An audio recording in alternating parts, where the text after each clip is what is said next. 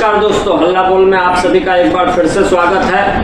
आज हमारे साथ हैं निवेदिता शर्मा प्रेम जी, राष्ट्रीय जनलोक पार्टी से हैं और उत्तरी पूर्वी दिल्ली से प्रत्याशी हैं। सबसे पहले निवेदिता जी, आपका बहुत बहुत स्वागत है हल्ला बोल में।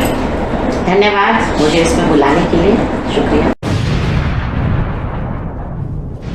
मैडम, आप जिस सीट से उत्तरी पूर्वी दिल्ली से चुनाव लड़ रही हैं, वहां देश के दो जाने पहचाने चेहरे हैं आपके खिलाफ। बीजेपी से मनोज तिवारी और कांग्रेस से कन्हैया कुमार।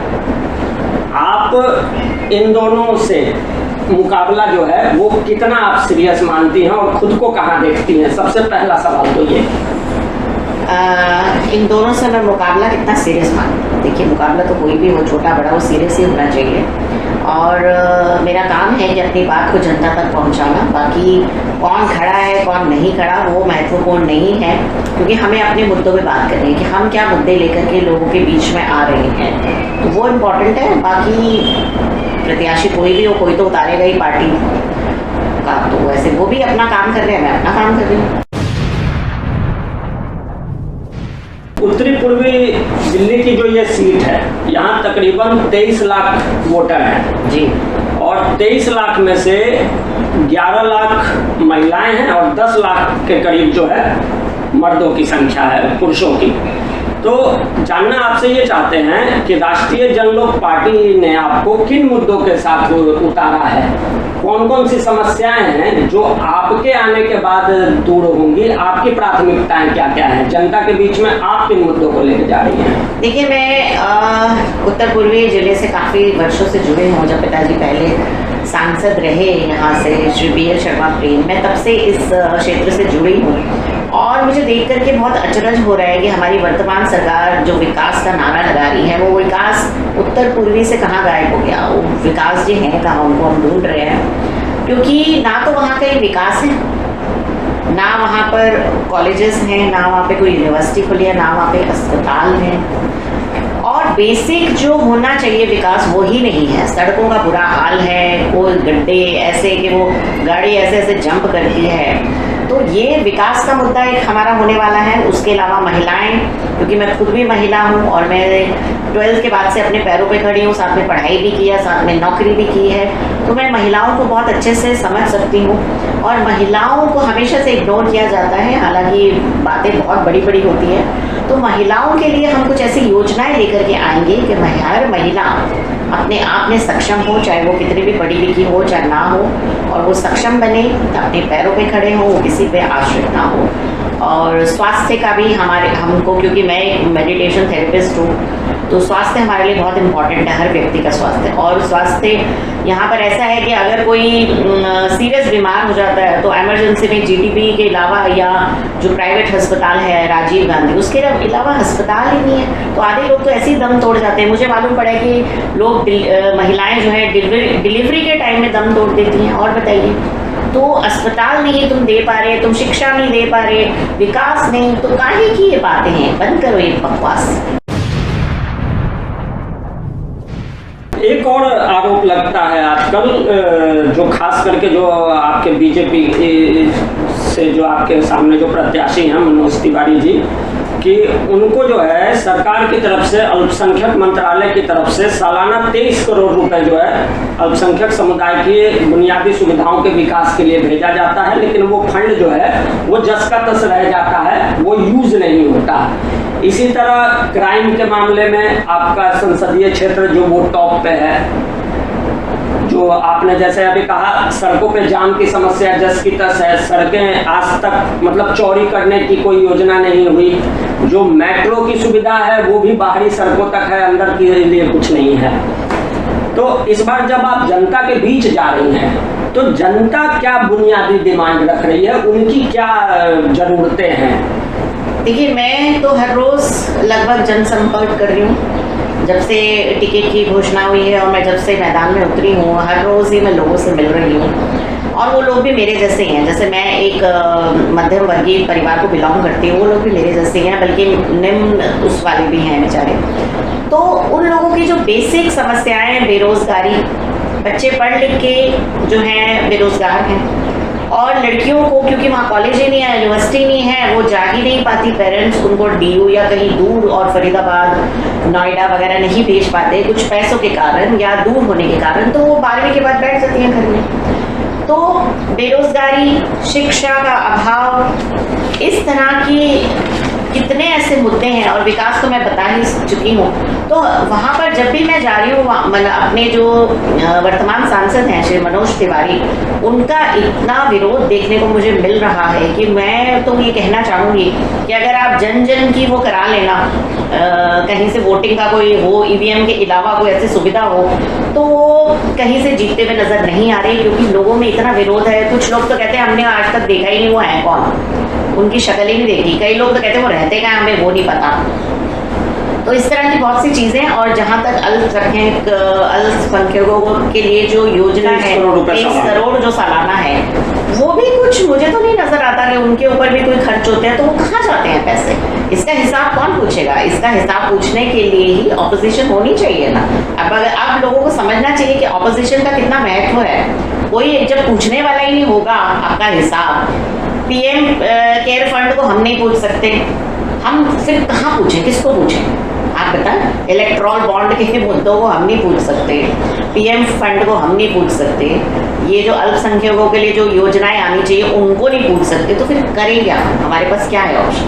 आप बताएं क्या करें? हम फिर यही करेंगे कि हम एक ऑप्शन दें लोगों को कि इसके अलावा भी एक ऑप्शन ये है कि आप स्वच्छ छवि वाले ईमानदार पढ़े लिखे लोगों को लाएं संसद में, तभी आपके देश का विकास होगा, तभी आपका विकास होगा। क्योंकि ये लोग अपने विकास के लिए आते हैं, आपके विकास के लिए नहीं आते।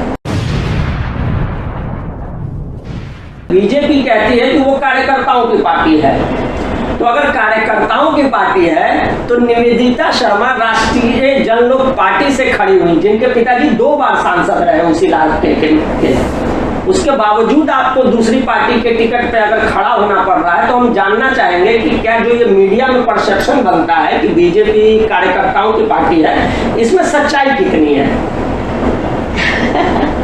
देखिए, एक होती है बातें, वो गाना है ना, बातें हैं बातों का क्या, एक होता है उसको अनुभव में लाना, उसको उसमें लाना, प्रैक्टिकली उन चीज़ों को करना, तो उसमें बहुत फर्क है, जिसको कहते हैं कथनी और करने में फ़र्क। अब वो ऐसे है कि पिताजी के साथ तो मैं बचपन से ही, बेटी होने के नाते बचपन से ही रही, उनकी कार्यशैली देखी है। पिताजी भाजपा के नेता होने के अलावा उन्होंने बहुत से आंदोलन के वो मुख्य फेस रहे, जैसे कि राम मंदिर आंदोलन है। पहली बार रामलला की जो मूर्ति है, वो मैं दर्शकों को बताऊं, ये ऑन रिकॉर्ड बात है कि पहली दफा जो रामलला की मूर्ति जो स्थापित हुई थी, वो बीएल शर्मा जी के हाथों से ही हुई थी। 1948 में पिताजी ये सबको बताते थे, और ये बहुत से आर्टिकल्स भी हैं इंटरनेट पे, कि कुछ लोगों के साथ जाकर के, क्योंकि उस टाइम में पिताजी आर्मी में थे, एनडीए में थे, तो उन्होंने 1948 में रामलला वहाँ टेंट में स्थापित करे।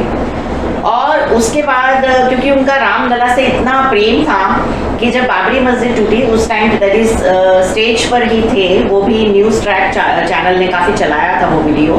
और रामलला जब वो टूटी बाबरी मस्जिद, तो कार्यकर्ता रामलला फिर से लेकर के आए, और पिताजी ने फिर से अपने पटके में गोदी में रखा, और फिर जाके पुनः स्थापित करा उन रामलला को।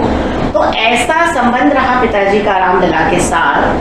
और लेकिन बहुत अफसोस की बात है, भाजपा जो राम के नाम पर, राम मंदिर के नाम पे जो लोगों के पास जा रही है वोट मांगने, उसको ऐसे नहीं करना चाहिए कि जो लोग नींव रहे हैं राम मंदिर आंदोलन के, चाहे वो पिताजी हैं, चाहे वो मुरली मनोहर जोशी हैं, चाहे वो अडवाणी जी हैं, और कई ऐसे कार्यकर्ता जिन्होंने लाठी गोली खाई, जिन्होंने अपने केस बनवाए, केस चले उनके ऊपर, वो अस्पतालों में भर्ती रहे। बहुत अफसोस है इस बात का कि बीजेपी उन सबको भूल गई है, यानी कि उन्होंने अपनी जड़ों को जो है सींचना ही बंद कर दिया है।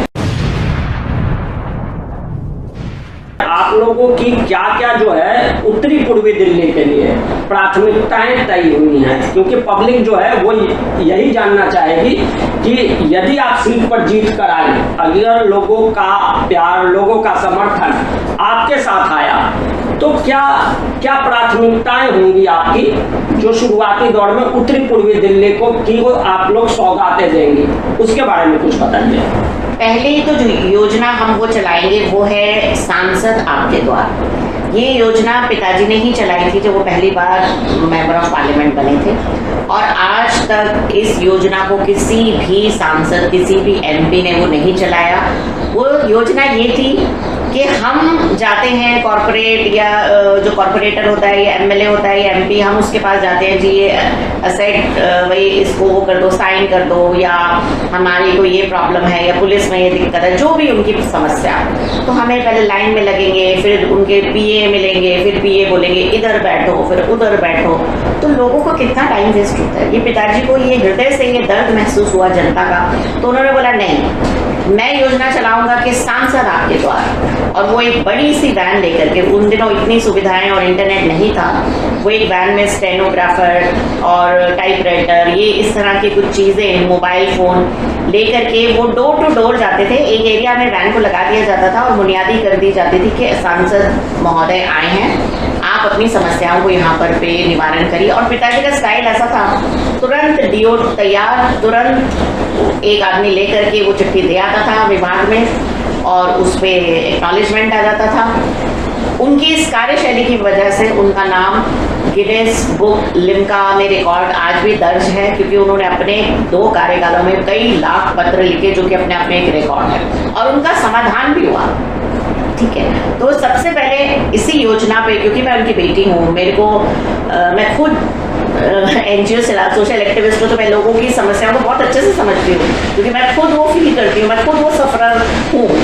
तो सबसे पहले हम ये योजना लाएंगे, उसके बाद क्षेत्र का विकास करेंगे, जो टूटी हुई सड़कें हैं उसको बनवाना, विकास करवाना, ये सब हमारा उसमें रहेगा। पानी की भी वहाँ समस्या है, पानी की समस्या तो बेसिक एक सुविधा है, वो तो हम देना कम से कम जनता को। वहाँ तो पानी खरीद कर भी पीना पड़ता है। मैं भी आपके उस संसदीय क्षेत्र में काफी समय रहा हूँ, ये सच्चाई है कि वहाँ आपको पानी जो है प्राइवेट खरीद कर ही पीना पड़ेगा। ये शर्मनाक बात है ना कि हमें आज़ादी मिले हुए, कितने हम बना रहे आज़ादी का महोत्सव। क्या महोत्सव, ये महोत्सव है। हमें तो शर्म आनी चाहिए कि हम जनता को, और वो भी दिल्ली, कोई बहुत कस्बे में नहीं रह रहे, दिल्ली में पानी अगर खरीद के पीना पड़े, तो इससे बड़े शर्म की बात नहीं होनी चाहिए। और उसके अलावा महिलाओं के लिए हम बहुत सी चीज़ें लाएंगे, महिलाओं के लिए योजना लाएंगे, उनको शिक्षा, जो बच्ची पढ़ना चाहती है उसको शिक्षा का अधिकार मिलना ही चाहिए, क्योंकि नारी 33% की हकदार नहीं, वो 50% की हकदार है। फ्री देने का चलन जो है, अगर जयललिता जी के बाद अगर फ्री देने का अगर चलन, अगर बांटने का अगर आया है, तो उसे आम आदमी पार्टी ने बहुत अच्छी तरह बुनाया है। आप फ्री बी को किस नजरिए से देखती हैं? देखिए, फ्री वाली जो चीज़ है वो मेरे को नहीं पसंद, इसलिए नहीं पसंद कि हम फ्री देने से अच्छा, ये तो वो एक तरफ, जैसे हम जब जाते हैं रेड लाइट पे और जब हम कोई भिखारी देते हैं, तो जनरली हमारा क्या होता है कि नहीं इनको पैरों पे खड़ो, भीख मत दो, इनको घर दे दो, इनको ये दे दो।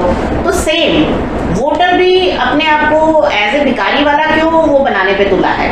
उससे तो हम पैरों पे खड़ा करें महिलाओं को कि वो अपने खुद सक्षम हो, कि अपने घर में बैठ के वो 10, 15, 20 जितना भी कमा सके, वो पैरों पे खड़े हों, वो किसी के आगे हाथ फैलाए क्यों? क्योंकि जो भी हम हाथ फैलाते हैं किसी के आगे, तो हमारी आंखें झुक जाती हैं, हम उसके एहसान के तले आ जाते हैं। तो हमें अपने आप को ऐसा क्यों बनाना? हमें स्वाभिमान से जीना चाहिए।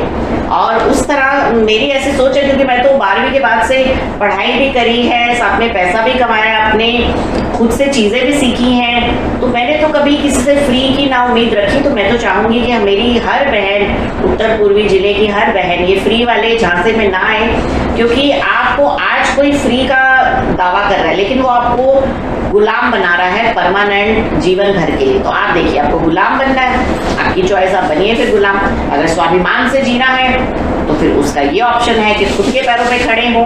और जब आप अपने खुद के 5,000, 10,000 भी कमाती हैं ना, तो आपको एक अलग फीलिंग आती है, आपको एक खुशी मिलती है एक अलग से। बुजुर्गों को पहले पेंशन मिला करती थी, विधवाओं को पेंशन मिलती थी, बेरोजगारों को भी कई तरह की सुविधाएं दी जाती थी। लेकिन दिल्ली में बुजुर्गों की और विधवाओं की पेंशन बंद करके तीर्थ यात्रा करवाई जा रही है। तो आपको क्या लगता है कि पेंशन योजना को बंद करके तीर्थ यात्रा जैसी योजना क्या वाकई में जमीनी धरातल पर कोई अच्छा असर है, या बुजुर्ग आप लोगों से क्या बताते हैं क्षेत्र के? देखिए, मैं जो बुजुर्गों से मिली हूँ तो बुजुर्गों ने भी ये बात बोली है कि उनको पहले मैं कई जगह गई हूँ तो कई माताएं मुझे बोलती है कि बेटी पहले मेरी पेंशन लगवा दे, ठीक है। तो मुझे बहुत उस टाइम में दुख होता है कि एक बुजुर्ग, उसके पता नहीं न जाने जीवन के कितने साल उसने संघर्ष करे होंगे और आखिरी टाइम वो अपनी पेंशन के लिए किसी के आगे गिड़गिड़ा रही है, तो कितनी शर्मनाक बात है। और रही बात तीर्थ की, तो मुझे तीर्थ करना नहीं करना ये मेरी अपनी फ्रीडम है ना, मुझे मेरा दिल है, अगर मेरा घर ही मंदिर है तो मेरे को क्या जरूरत है तीर्थ की। और अगर हाँ मुझे फिर भी तीर्थ करना है तो वो मेरी फ्रीडम है, उसके लिए हम फोर्स क्यों करें। आप उनको पैसे पकड़ाओ, उनकी मर्जी, वो तीर्थ में जाए, वो पार्क में जाए, वो हांगकांग जाए, कहीं भी जाए, वो उनकी मर्जी होनी चाहिए ना। जबरदस्ती क्यों कि हम पेंशन नहीं दे रहे तीर्थ में भेज रहे हैं। अभी किसी को नहीं जाना तीर्थ तो आप उनके हाथ में पैसे पकड़ाओ, जो भी विधवा की पेंशन है आपको पेंशन उसको मिलनी चाहिए, बुजुर्गों को उनकी पेंशन मिलनी चाहिए, फिर उसकी मर्जी वो उसको कैसे भी यूज करें। ये तो कोई बात नहीं ना जबरदस्ती में आप उनको बोले नहीं जाओ, ये क्या। आज के एपिसोड में दोस्तों इतना ही। आपका बहुत बहुत धन्यवाद निवेदिता जी, आपने काफी कुछ जो है उत्तरी पूर्वी लोकसभा क्षेत्र के बारे में हमारी जनता से साझा किया। आपने अपना कीमती समय दिया, इसके लिए बहुत बहुत धन्यवाद आपका, और आपको चुनाव के लिए बधाइयाँ भी। धन्यवाद, आप आए यहाँ पर, आपने मेरी बात को इतने प्यार से सुना, आपका भी शुक्रिया। मेरा चुनाव चिन्ह आखिर में बता दूँ? जी बिल्कुल। ये मैं साथ ही लेके चल रही हूँ। ये हमारा चुनाव चिन्ह है चारपाई, हिंदू मुस्लिम सिख ईसाई सबके हितों की रक्षा करती है। इसके 4 पाए हैं, और इस बार 25 को 4 पाई पे बटन दबाएं और एक बदलाव लाएं, और देखिए विकास कैसे होता है।